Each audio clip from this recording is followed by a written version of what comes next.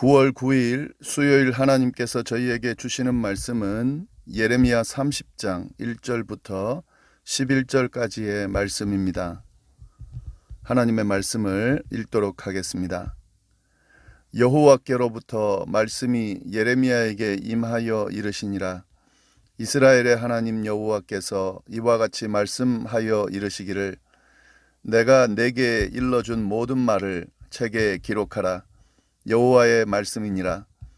보라, 내가 내 백성 이스라엘과 유다의 포로를 돌아가게 할 날이 오리니 내가 그들을 그 조상들에게 준 땅으로 돌아오게 할 것이니 그들이 그 땅을 차지하리라. 여호와께서 말씀하시니라. 여호와께서 이스라엘과 유다에 대하여 하신 말씀이 이러하니라. 여호와께서 이와 같이 말씀하시되, 우리가 무서워 떠는 자의 소리를 들으니 두려움이요 평안함이 아니로다. 너희는 자식을 해산하는 남자가 있는가 물어보라. 어찌하여 모든 남자가 해산하는 여자같이 손을 자기 허리에 대고 모든 얼굴이 겁에 질려 새팔에 졌는가. 슬프다 그날이여, 그와 같이 엄청난 날이 없으리라. 그날은 야곱의 환난의 때가 되미로다. 그러나 그가 환난에서 구하여 냄을 얻으리로다. 만군의 여호와의 말씀이라. 그날에 내가 내 목에서 그 멍에를 꺾어버리며 내 포박을 끊으리니 다시는 이방인을 섬기지 않으리라.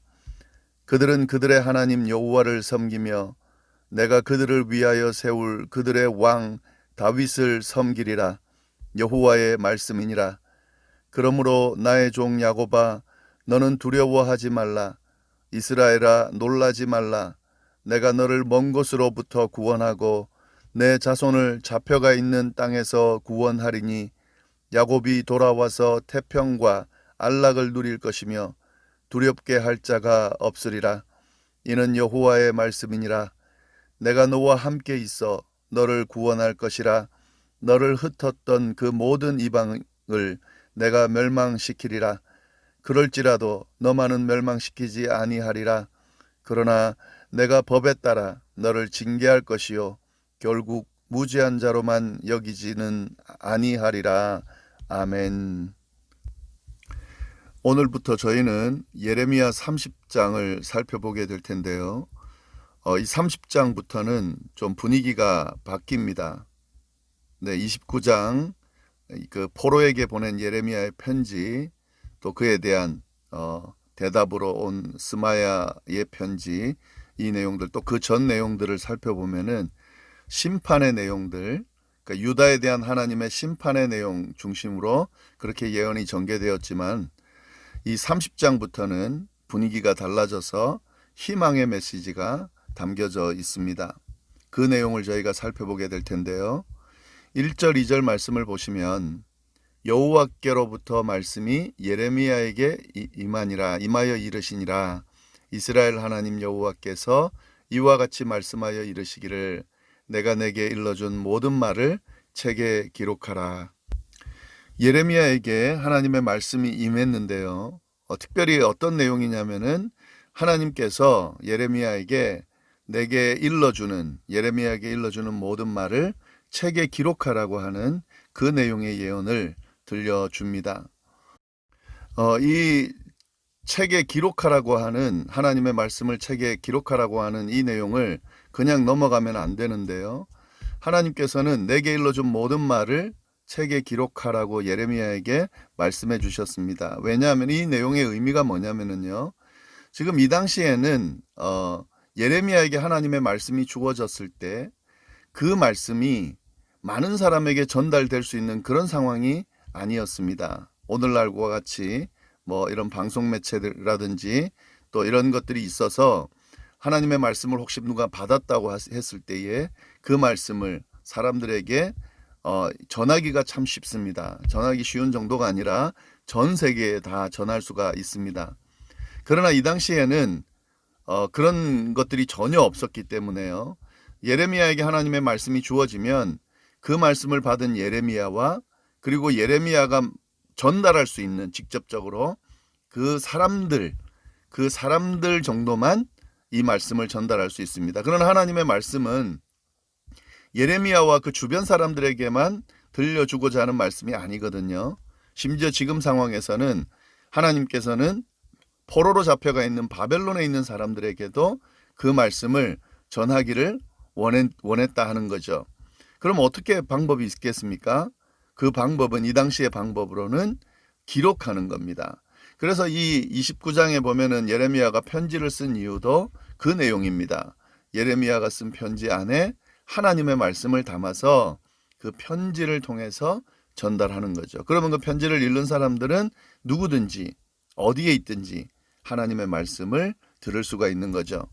지금 나와 있는 것처럼 편지를 넘어서서요, 책에 기록한다 하는 거죠. 하나님의 말씀을 책에 기록한다고 하는 것은 이 책을 통해서 많은 사람들이 하나님의 말씀을 들을 수 있도록, 예언의 말씀을 들을 수 있도록 하라는 그런 의미, 특히 더 구체적으로 말씀드리면 바벨론 포로로 잡혀가 있는 그들에게도 하나님의 이 말씀을 전달하라고 하는 그런 의미가 담겨져 있는 겁니다. 그래서 하나님께서 예레미야에게 그 말씀을 하고 계신 거죠.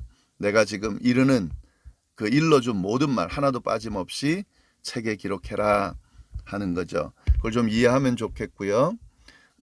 자, 그렇다면은 책에 기록할 그 내용, 하나님의 말씀 내용은 뭔가 하는 거죠.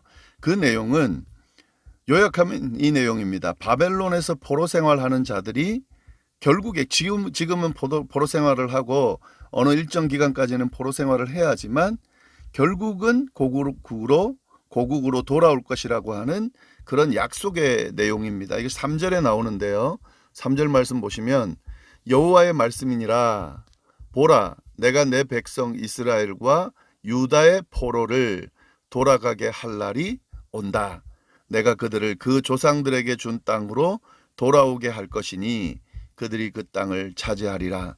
여호와께서 말씀하시니라.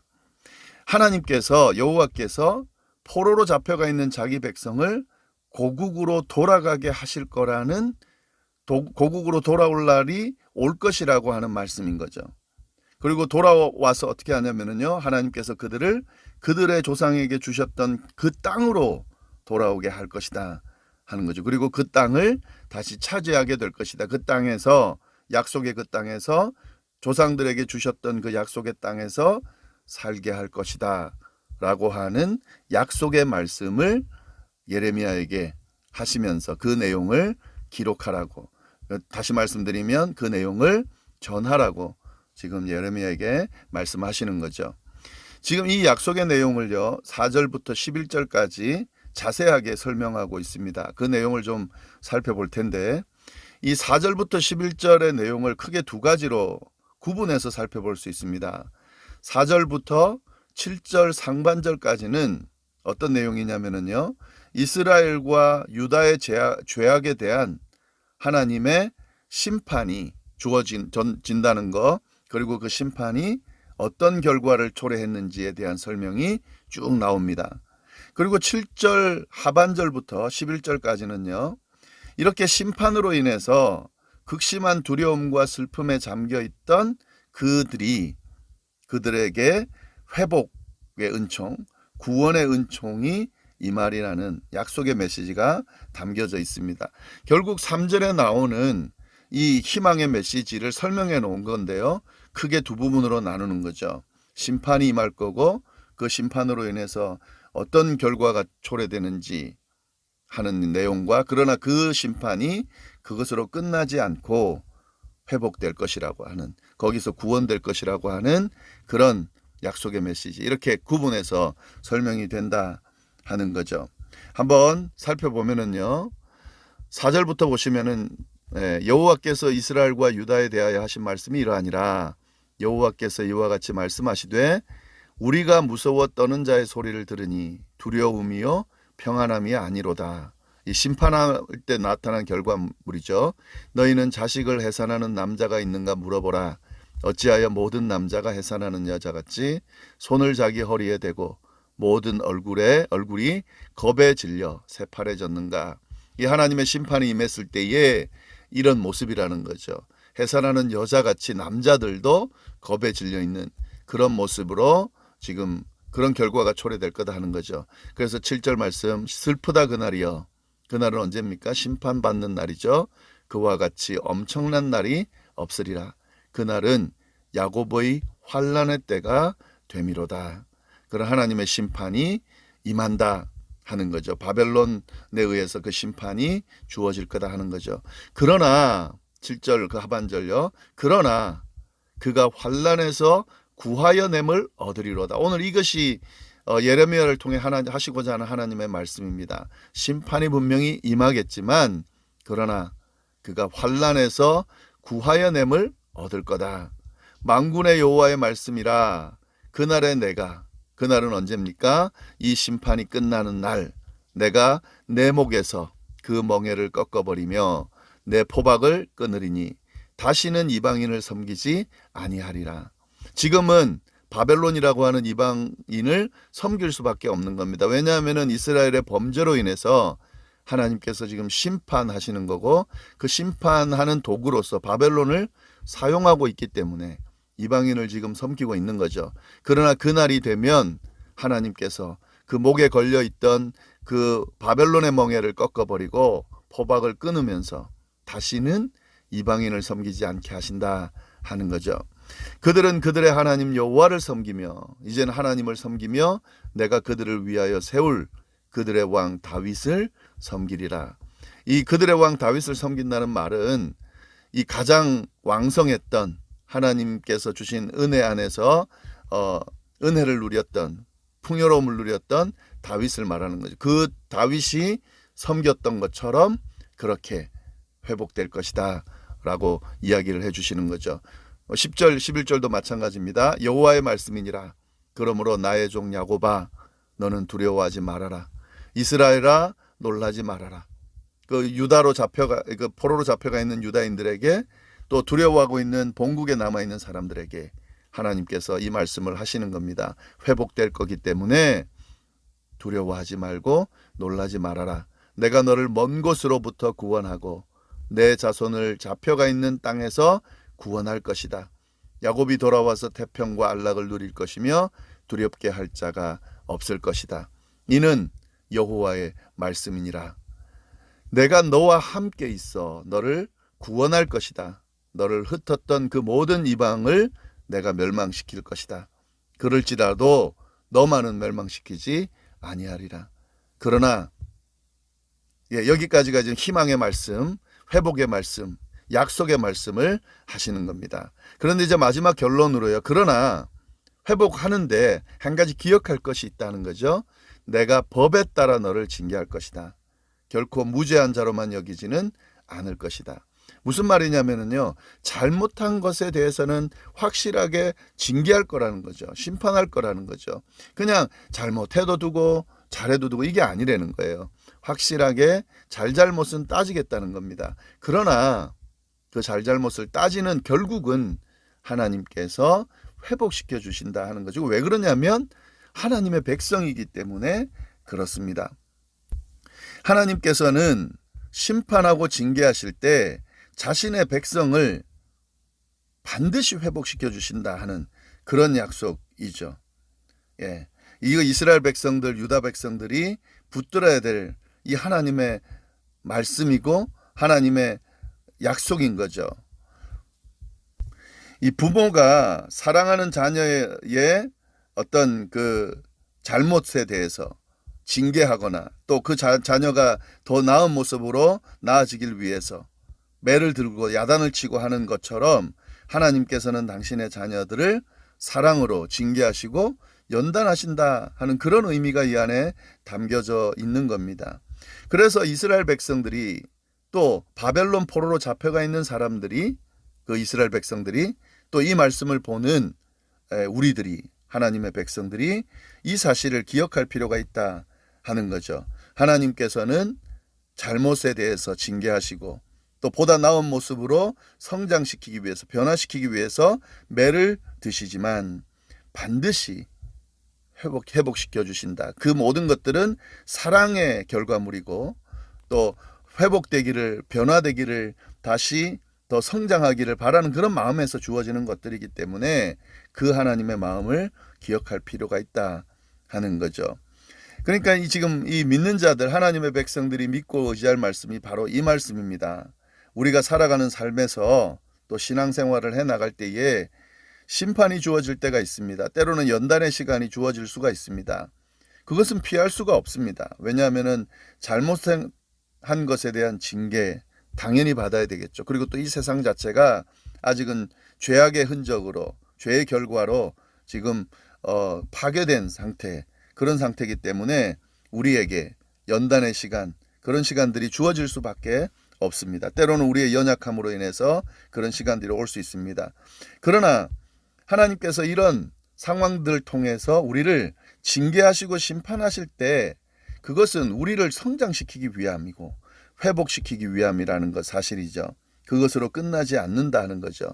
하나님은 때가 되면 반드시 회복시켜 주신다 하는 거죠. 이것이 하나님에 대한, 백성에 대한 하나님의 마음이고, 그리고 하나님께서 주신 약속의 말씀이다 하는 거죠. 하나님의 백성들은 하나님의 이 마음을 헤아릴 필요가 있고요. 하나님의 그 신실하신 약속을 믿고 그 약속 안에서 살아갈 필요가 있다 하는 겁니다. 이 예레미야를 통해서 주어지는 하나님의 말씀 안에 담겨져 있는 이 의미, 이 하나님의 마음, 하나님의 사랑의 마음, 이 하나님의 약속을 우리 신앙인들은 잘 캐치해서요, 붙들 필요가 있습니다. 이것이 신앙인의 모습이고 또 하나님의 약속 안에서 살아가는 그런 하나님의 백성들의 모습이다 하는 거죠. 오늘 말씀 좀 잘 또 묵상하시면서 정리해 보시고 또 마음속에 잘 새기고 하나님의 그 마음, 또 우리가 바라보고 붙들어야 될 약속, 그 약속을 주목하면서 오늘 하루도 승리하실 수 있기를 간절히 바랍니다. 기도하겠습니다. 하나님 아버지 감사합니다. 오늘 하루 귀한 말씀 주셔서 또 그 말씀 붙들고 살 수 있게 하시니 감사합니다. 하나님께서 우리에게 허락하시는 때로는 징계와 심판의 그 모습들이 우리를 좀 더 나은 모습으로 바꾸기를 원하시는, 변화시키기를 원하시는, 성장시키기를 원하시는 하나님의 마음이라는 사실을 우리가 잘 깨달으면서 기꺼이 그것들을 감당하게 하시되, 그 모든 것들이 우리를 망하게 하려고 하는 그런 하나님의 행위가 아니라 우리를 회복시키려 하는, 우리를 더 성장시키려 하는, 평안으로 인도하고자 하는 하나님의 뜻이라는 사실을 우리가 깨닫고 잘 감당할 수 있도록 인도하여 주옵소서. 결국엔 하나님의 백성을 버리지 않으시고 붙드시고 회복시킨다는 그 약속의 말씀 붙들고 하나님만 바라보면서 그렇게 살아가는 저희가 될 수 있도록 인도하여 주옵소서. 오늘 하루도 어디에 있든지 늘 하나님과 동행하는 그런 삶을 살 수 있도록 인도하여 주시기를 간절히 바라고 살아계신 예수님의 이름으로 기도드립니다. 아멘.